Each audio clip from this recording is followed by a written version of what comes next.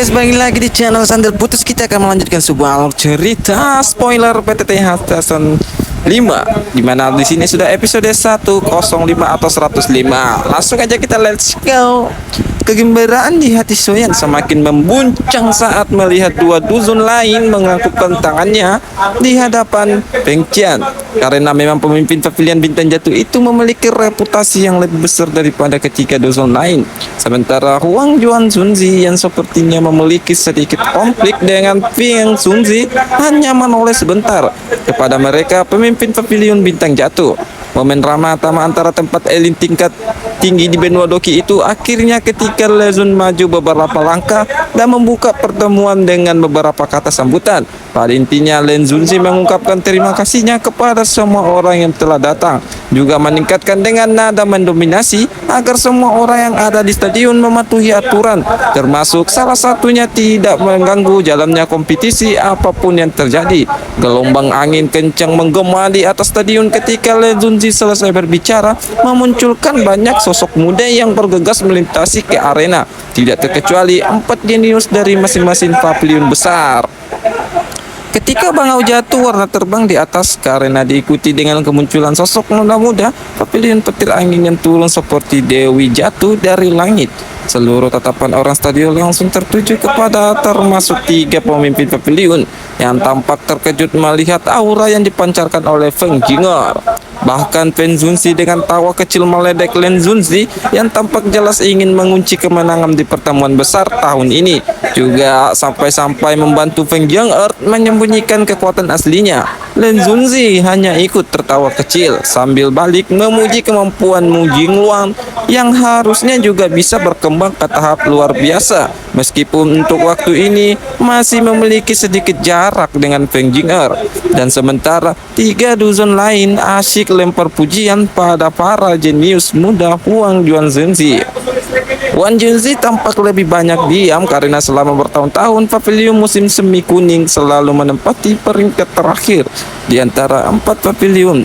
Dalam pertemuan besar di sisi lain, Soyan yang masih nengkring di atas pohon menatap sosok kecantikan Feng Jing'er dan buru-buru menyeringit saat sekali lagi merasakan semacam bahaya yang tidak bisa dijelaskan. Tiap kali Feng Jing'er ada di sekitarnya, namun ternyata setelah melihat Feng Jing'er ada pemandangan lain yang membuat Soyan lebih terkejut lagi, yaitu ketika matanya menyapu ke arena tempat perkumpulan para peserta dan tatapannya jatuh kepada pemuda berambut merah dengan kapak di tangannya, di mana pemuda itu tidak lain dan tidak bukan adalah kawan lamanya sekaligus tetua Akademi Jianan.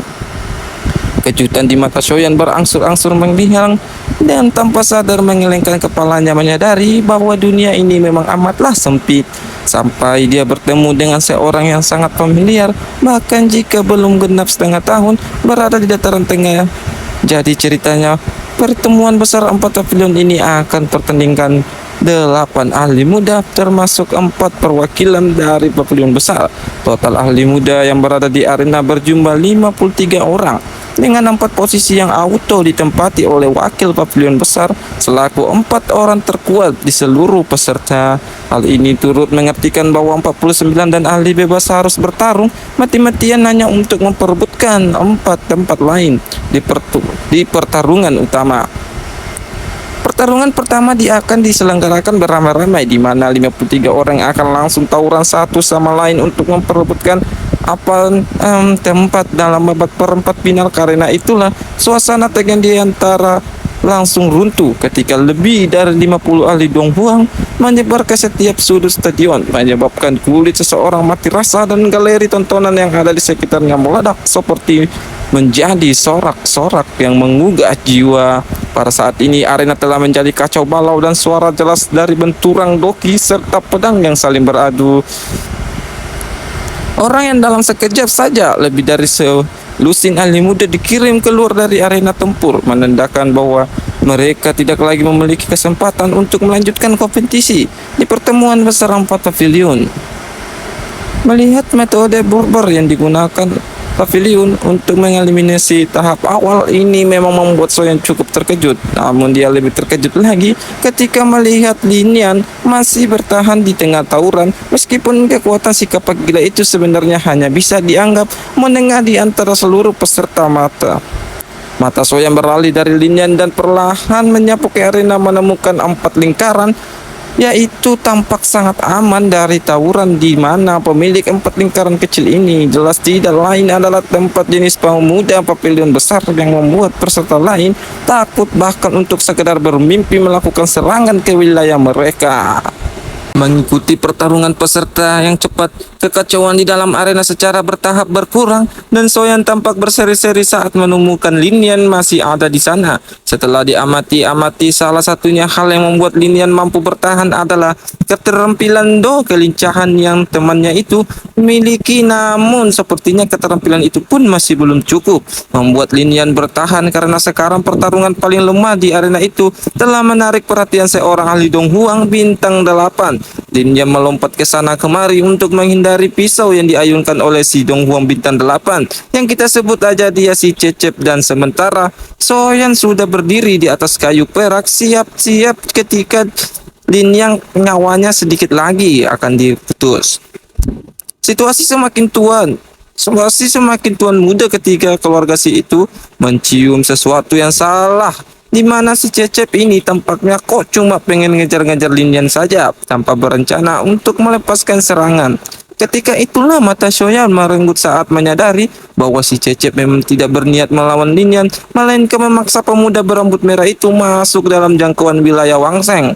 Begitu Linian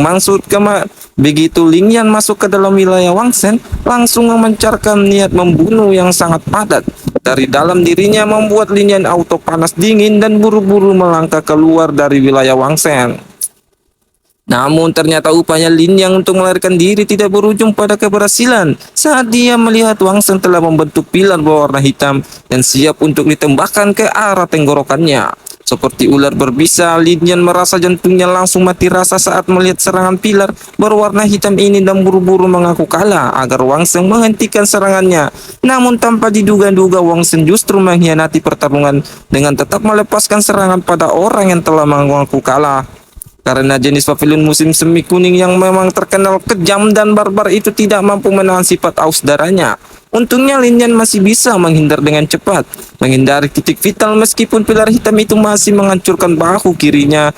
Dengan ini, medan pertempuran telah menimbulkan gelombang kutukan di luar arena. Namun Wangseng benar-benar mengabaikan kebisingan di antara penonton dan terus menatap Linian dengan tatapan membunuh. Setelah itu, tubuh Wangseng meleset seperti kilat dan muncul di depan Linian dalam sekejap mata, mengayunkan belati di tangannya yang dengan kejap dihunuskan ke arah pada Linian seiring dengan raungan kutukan yang terus mengaung dari bangku penonton. Linian hanya membelakakan matanya tanpa daya melihat belati merah darah Wangseng menghujam dadanya. Linian mulai beristighfar, banyak-banyak berpikir apakah dia akan mati hari ini.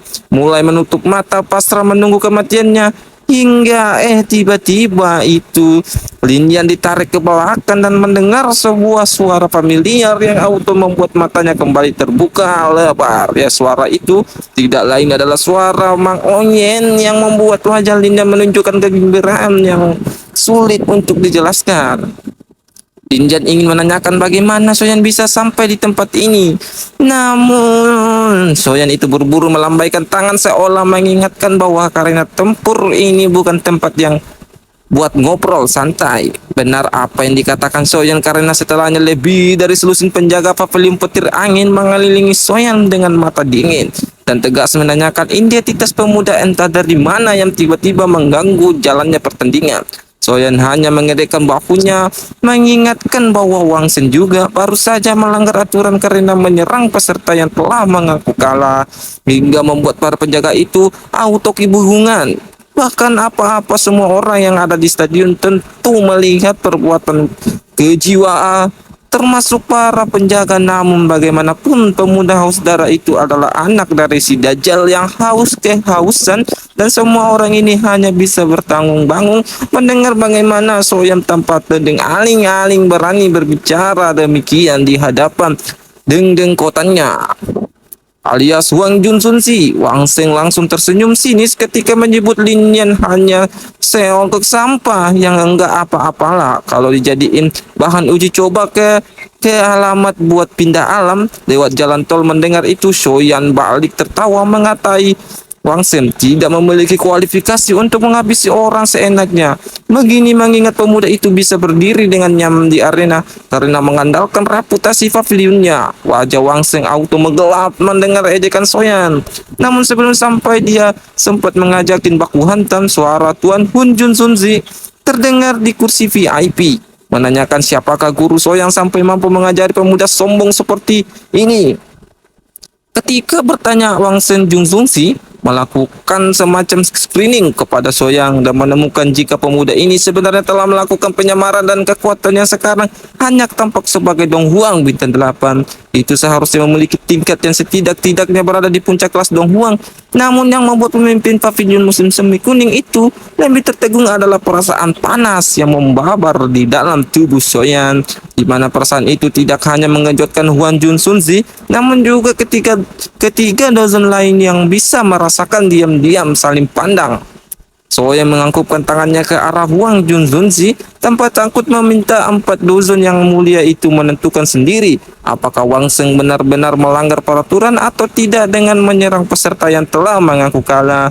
Balasan Soyan yang teramat berani ini membuat keempat dosen cukup terkejut, termasuk juga Wang Jun Junzi yang langsung berekspresi gelap saat meminta Le Junzi menyelesaikan masalah ini secepatnya agar tidak mengganggu jalannya kompetensi. Le Junzi auto bingung juga, tiba-tiba dilempar masalah seperti ini dan meminta dua dosen lain untuk membantunya. Wang Jun Junzi memberikan saran kecil, memberikan Soyan hukuman kecil karena baru melakukan satu kali pelanggaran, membuat Zunzi tidak bisa menahan diri untuk tertawa dan bertinyi-tinyi. Kenapa mbah-mbah satu ini kok ngebet banget ingin melindungi orang yang salah?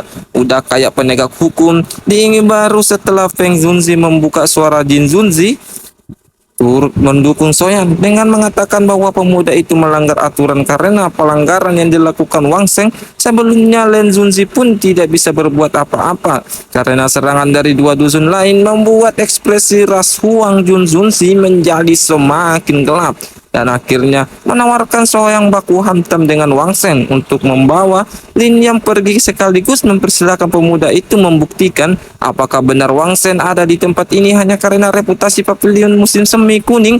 Semua tatapan Pini tertuju pada Soyan yang tampak galau. Di satu sisi dia tidak ingin tampil mencolok, tapi di sisi lain dia juga tidak membiarkan pavilion musim semi kuning menginjak-injak harga dirinya dan Linnya.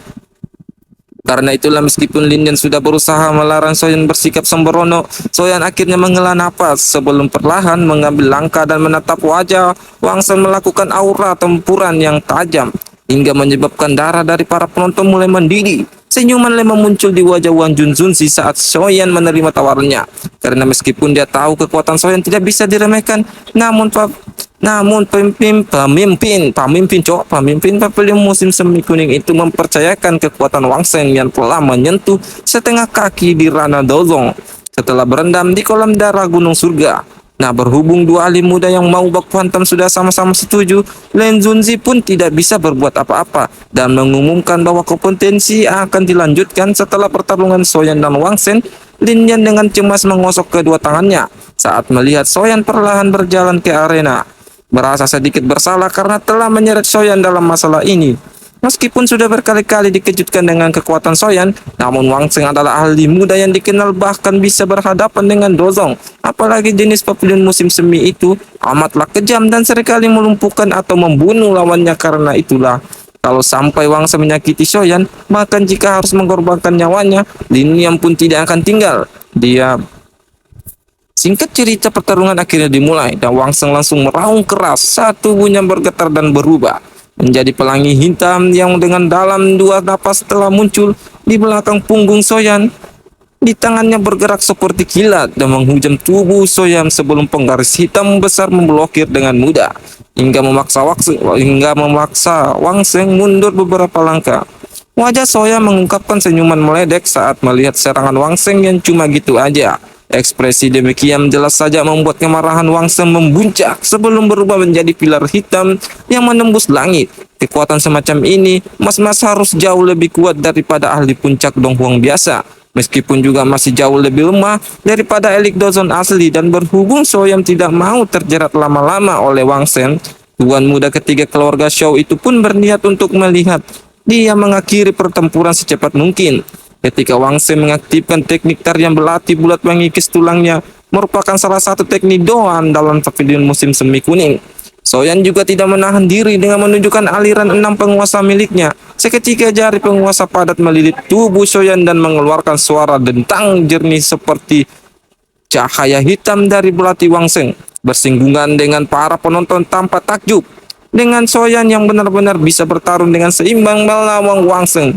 Sementara di kursi VIP, senyuman wajah Huang Junzunzi justru berubah suram, menyadari bahwa ternyata kekuatan Soyan semakin meningkat.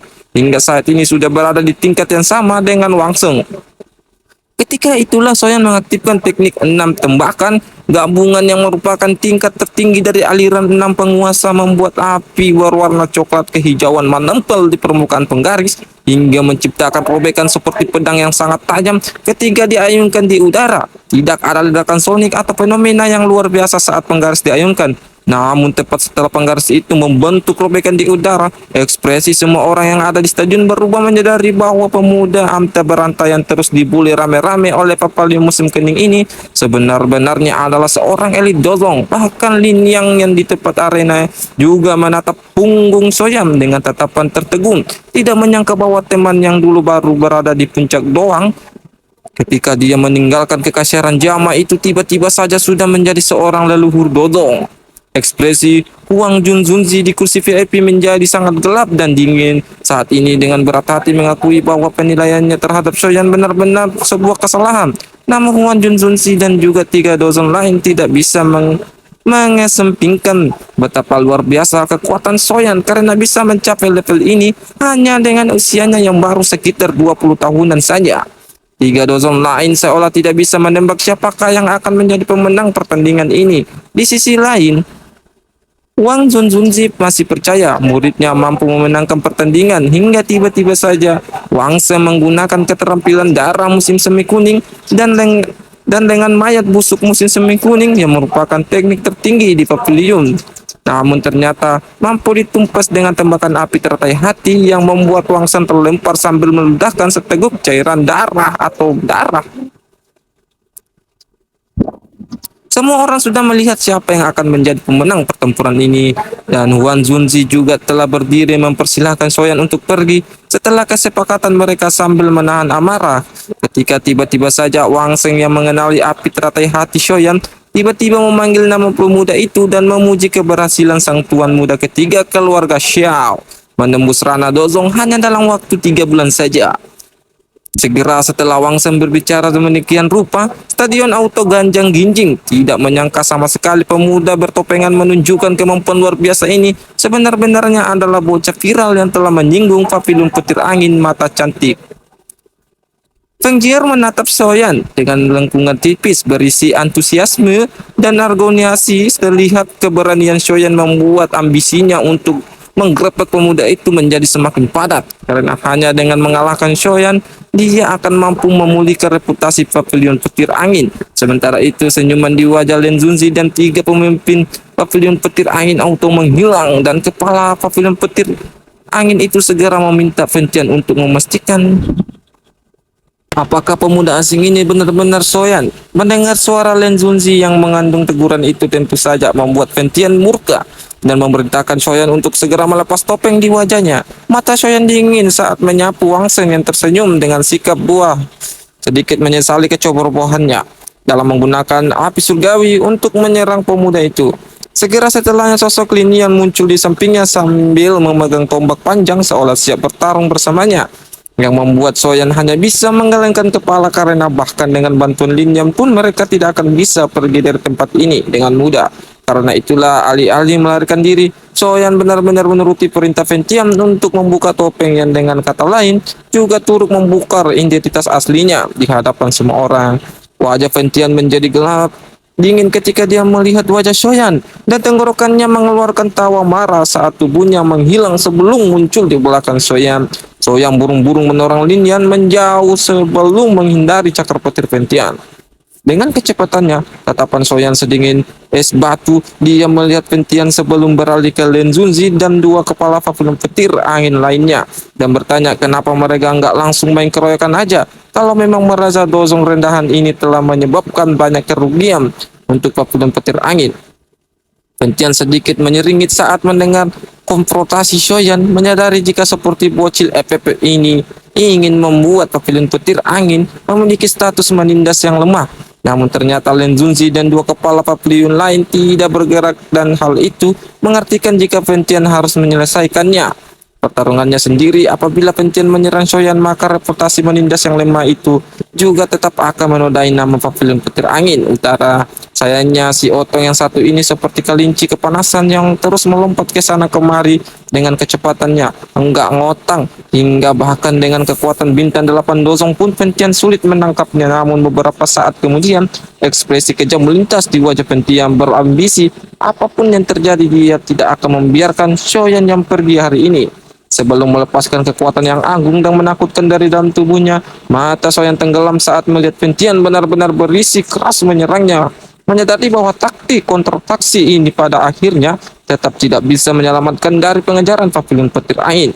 Ketika itulah mata Soyan menyapu ke seluruh pegunungan petir dan berhenti pada sosok Pen Zhongze yang tampak masih sangat santai menikmati drama kolosal di hadapannya. Ketika itulah Soyan tanpa aba-aba langsung memanggil nama Peng Junzi, meminta elit Dozon itu untuk melihat sesuatu sebelum melemparkan cincin hitam yang ditinggalkan Yolo ke bangku VIP. Tepat ketika itulah senyum tipis di wajah Peng Junzi perlahan menegak, tubuhnya berubah menjadi patung ketika menangkap jejak spiritual yang ada di dalam cincin, membuat badai yang menakutkan bersiul dalam hatinya sebelum akhirnya berdiri dan mengeluarkan raungan tajam yang berisi larangan pada siapapun untuk menyentuh Soyan.